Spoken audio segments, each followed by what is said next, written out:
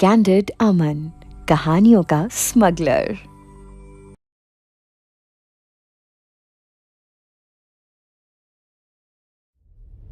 वैदिक और एसआर के बीच होती बातों के दौरान एसआर ने थामी वेदिका की कलाई और किया उसके भाई वैदिक को घायल। छटपटाती वेदिका को बनाया एसआर ने अपना निशाना। अगले दिन वेदिका को अपना बनाने की धमकी देकर एसआर जा चुका था। जब वैदिक और राजेश जी ने निकाला बीच का रास्ता, तो आखिर क्या है वो रास्ता जो वैदिक और राजेश जी ने मिलकर निकाला है? क्या बचा पाएगा उनका ये रास्ता वेदिका को एसआर के कहर से? आइए जानते हैं कहानी के इस भाग में। एसआर की बातें सुनकर वहां मौजूद सभी लोग हैरान थे।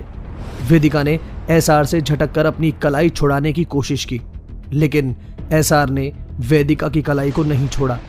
इधर वैदिक ने उठने की कोशिश की तो एसआर के एक हट्टे कट्टे आदमी ने वैदिक की तरफ अपने कदम बढ़ाए और अपनी दोनों बाजुओं को वैदिक के सीने पर लपेटते हुए उसे जकड़ लिया। वेदिका के डैड अब अपनी जगह से खड़े हुए और उन्होंने कदम एसआर की तरफ बढ़ाए तो एसआर ने उन्हें धमकाया, वहीं रुक जाइए आप, मैं किसी बुजुर्ग की जान नहीं लेना चाहता। वेदिका को एसआर की नजरों में खून नजर आ रहा था। वेदिका ने अपने डैड से कहा, डैड डैड प्लीज रुक जाइए, ये सच में आपको मार डालेंगे, प्लीज डैड। वेदिका के डैड वहीं थम गए, लेकिन राजेश जी और वैदिक के चेहरे पर बेचैनी साफ नजर आ रही थी। वो चाहकर भी कुछ नहीं कर पा रहे थे। वैदिक ने खींचते हुए एसआर से कहा, एसआर लीव हर, मैं तुझे जिंदा नहीं छोड़ूंगा। ये धमकियां तो एसआर के ऊपर काम ही नहीं कर रही थी। एसआर अभी भी उसी तरह से वेदिका के हाथ को थामे हुए अपनी गन के पॉइंट पर वैदिक के ऊपर तान कर खड़ा था। एसआर ने वैदिक से कहा, तकलीफ हुई ना अपनी बहन को तकलीफ में देखकर? अब तुझे एहसास होगा कि कैसा लगता है जब अपनी बहन को तकलीफ में देखना पड़ता है। वैदिक ने चिल्लाते हुए गुस्से में कहा, मेरी गलती थी, सब मैंने ही किया था। मैंने ही एक ऐसी फैमिली से रिश्ता जोड़ा जिससे मुझे नहीं जोड़ना चाहिए था। प्यार अंधा होता है एसआर, लेकिन तू क्या समझेगा इस बात को? उसके लिए प्यार होना जरूरी होता है और प्यार करने के लिए सीने में दिल, लेकिन एसआर के सीने में दिल नहीं, पत्थर है तू कभी नहीं समझ सकता एसआर, ये सब let her go, I am telling you.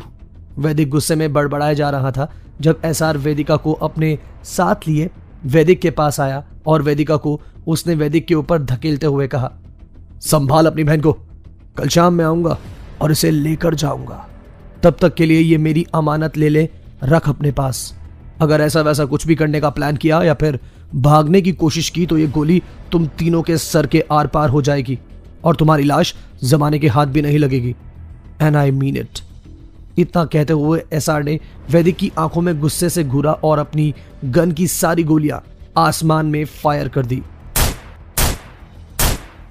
गुस्सा एसआर के चेहरे पर अभी भी साफ नजर आ रहा था। एसआर पांव पटकते हुए वहां से वापस अपनी गाड़ी की ओर बढ़ चुका था। एसआर के ड्राइवर ने कार का डोर खोला और एसआर के अंदर बैठने के साथ ही ड्राइवर ने कार को आगे बढ़ा दिया। अब तक बारिश भी थम चुकी थी। इधर घायल हालत में रोड की साइड में बैठा वैदिक अपने उस समय पर रो रहा था जब उसने एसआर की बहन से प्यार किया था। एसआर एक माफिया किंग और एक क्रूअल हार्टेड इंसान है। इस सब को जानने के बाद भी वैदिक ने एसआर की बहन से शादी की। वैदिक के डैड ने उस समय भी उसे समझाया था कि वो किस मुसीबत को गले लगा रहा है, लेकिन प्यार अंधा होता है और वैदिक के लिए कुछ ऐसा ही था जिसकी भरपाई आज उसके साथ साथ उसके परिवार वाले भी दे रहे थे। वैदिक ने अपने डैड के सामने हाथ जोड़ते हुए कहा, dad I am really sorry, मेरी वजह से आप दोनों को यह सब फेस करना पड़ रहा है। वेदिका ने अपने भाई के गले लगते हुए उसे प्यार से कहा, नहीं भाई, इसमें आपकी कोई गलती नहीं है, आपने कुछ गलत नहीं किया।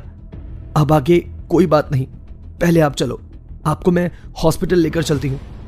राजेश जी ने वैदिक से कहा, वेदिका सही बोल रही है बेटा, पहले तू हॉस्पिटल चल, इतना खून बह चुका है तेरा। इतना कहते हुए वेदिका और राजेश जी ने वैदिक को अपने कंधों के सहारे से कार तक पहुंचा दिया। वेदिका ने अब कार को घर की जगह हॉस्पिटल की तरफ दौड़ा दिया। जल्दी ही वो लोग हॉस्पिटल पहुंच चुके थे। वैदिक के खून बहने की वजह से उसको काफी कमजोरी आ गई थी। जल्दी ही डॉक्टर ने वैदिक को स्टिचेस लगा दिए जिसके बाद बैंडेज करने के बाद डॉक्टर ने अब वैदिक को डिस्चार्ज कर दिया। रात का समय हो चुका था। कार अभी भी वेदिका ही ड्राइव कर रही थी। डैड और वैदिक पीछे बैठे थे। जब डैड ने अपना डर जाहिर करते हुए वेदिका से कहा, कहीं ऐसा ना हो कि वो शैतान फिर आ जाए। वेदिका ने अपने डैड को समझाते हुए कहा, डैड, अब मिस्टर एसआर नहीं आने वाले। उन्होंने जो करना था वो कर चुके, हमें डराना था और वो करके जा चुके हैं। वैदिक ने वेदिका की हाँ में हाँ मिलाते हुए कहा, सही बोल रही है वेदिका, लेकिन जो उसने कहा था वो हर कीमत में करके रहेगा।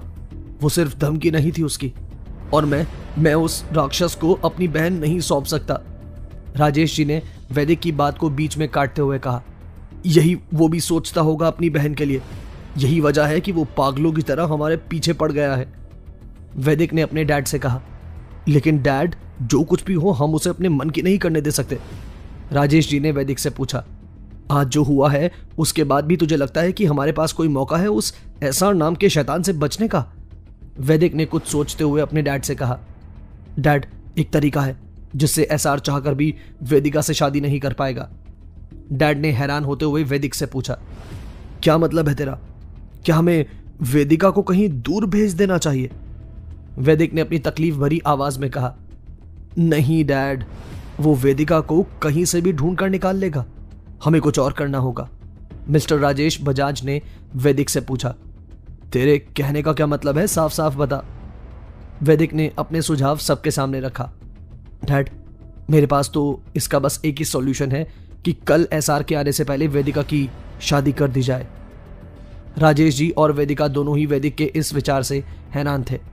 राजेश जी ने वैदिक से हैरान होते हुए कहा, यह सॉल्यूशन कहाँ हुआ? यह तो एक खुद प्रॉब्लम है। अब वेदिका की उम्र ही क्या है? अभी तो उसे पढ़ना है और डॉक्टर बनना है। वेदिका ने भी अपने डैड की हाँ में हाँ मिलाई। वैदिक ने बीच का रास्ता निकालते हुए कहा, व्हाट इफ ये शादी सिर्फ नाम की हो तो? वैदिक की बातें वेदिका और राजेश जी दोनों को उनके सर के ऊपर से जाती हुई नजर आ रही थी। जब वैदिक ने अपनी बात को उनके सामने स्पष्ट रूप से रखा, अगर हम वेदिका की शादी अभिमन्यु से करवा दे तो? अभिमन्यु का नाम सुनकर राजेश जी और वेदिका दोनों ही हैरान थे। जब वेदिका ने अपने भाई से कहा, वेद भाई, वो दोस्त है मेरा, मैं उससे शादी करने के बारे में सोच भी नहीं सकती हूं। वैदिक ने अपनी बहन को समझाया, जो सिचुएशन इस समय हमारे सामने खड़ी है उससे बचने के लिए यही एक रास्ता है। अगर तेरी मांग में अभिमन्यु का सिंदूर होगा तो एसआर को अपने कदम पीछे ही लेने होंगे। वेदिका का दिल नहीं मान रहा था इस सब के लिए, लेकिन राजेश जी इस सब के लिए राजी हो चुके थे। उन्होंने वेदिका को समझाया, बेटा, वेद सही बोल रहा है, तुझे इस बारे में सोचना चाहिए। एंड आई एम श्योर जब अभी को इस परेशानी के बारे में पता चलेगा तो वो जरूर हमारी मदद करेगा। वेदिका ने अनमना सा चेहरा बनाया। इन्हीं बातों के दौरान वो लोग घर पहुंच चुके थे। वेदिका के लिए घर बैठे मुसीबत आ चुकी थी, जिससे बचने के लिए उसे अपनी ही दोस्त अभी से शादी करने के बारे में सोचना पड़ रहा था। अभिमन्यु से बात करने की जिम्मेदारी वेदिका के डैड ने ली थी। रात के 11 बजे का समय, राठौड़ वेला। अभिमन्यु अपने मोबाइल पर बैठा गेम्स खेल रहा था।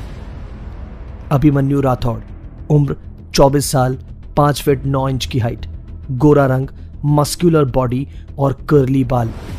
अभी के फोन पर अचानक से एक कॉल आया तो अभी ने अपने फोन पर आ रही कॉल को रिसीव किया।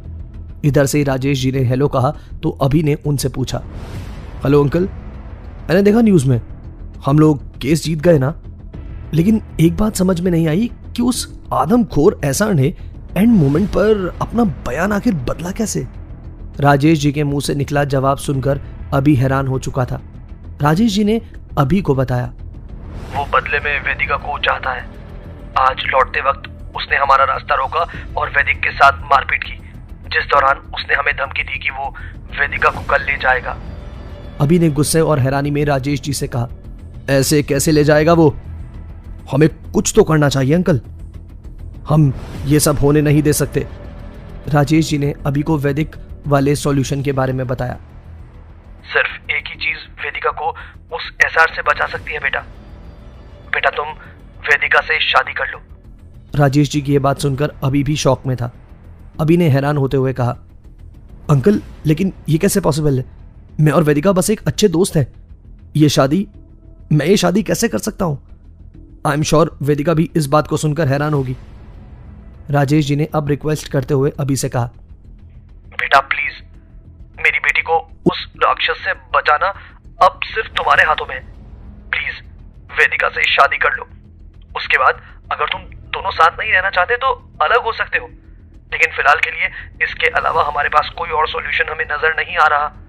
कल एसआर आकर वेदिका को अपने साथ ले जाएगा, और तुम ये बात अच्छे से जानते हो कि उसका रास्ता रोकना किसी के लिए भी पॉसिबल नहीं है। अभी राजेश जी से पूछता है, अंकल व्हाट इफ उसे उस शादी के बारे में पता चल गया तो वो ये शादी कभी नहीं होने देगा। राजेश जी ने अभी को समझाया, बेटा हम लोग इस शादी को बिना किसी को बुलाए घर में करने वाले हैं। सिर्फ पंडित जी को पता होगा, उसके अलावा किसी को भी इसके बारे में कानों कान तक खबर नहीं होने देंगे हम। एसआर को पता चलने का तो कोई सवाल ही नहीं उठता। काफी देर की रिक्वेस्ट के बाद आखिरकार राजेश जी ने अभी को मना लिया था। अभिमन्यु और वेदिका दोनों ही कॉलेज टाइम के फ्रेंड्स थे और अब समय आ गया था अभिमन्यु को अपनी दोस्त वेदिका को बचाने का। सभी इस बात से अच्छे से वाकिफ थे कि एसआर का वेदिका से शादी करने के पीछे का क्या मकसद है। एसआर को उसके मकसद में कामयाब होने देने का मतलब था वेदिका की जिंदगी को जीते जी नर्क बना देना, क्योंकि एसआर अपने दुश्मनों को इतनी आसानी से नहीं छोड़ता। राजेश जी ने फोन रखा और अब उन्होंने वेदिका को बताया, वेदिका अभिमन्यु इस शादी के लिए मान गया है, कल सुबह ही तुम दोनों की शादी होगी। शादी की बात सुनकर ही वेदिका का चेहरा उतर चुका था, लेकिन उसे मालूम था कि सिवाय इस अकेले रास्ते के उसके पास कोई राह नहीं बची है चलने के लिए। जो भी रास्ते थे एसआर पर जाकर ही खत्म होते थे। आज की रात बजाज फैमिली के लिए बहुत लंबी होने वाली थी। अगली सुबह होना था वेदिका की किस्मत का फैसला। तो क्या मिस्टर राजेश बजाज और वैदिक बजाज वेदिका की शादी अभिमन्यु से करने में कामयाब हो पाएंगे, या फिर एसआर बनकर आएगा कोई कहर और उजाड़ देगा सबकी जिंदगी। जानेंगे कहानी के आगे के सफर में।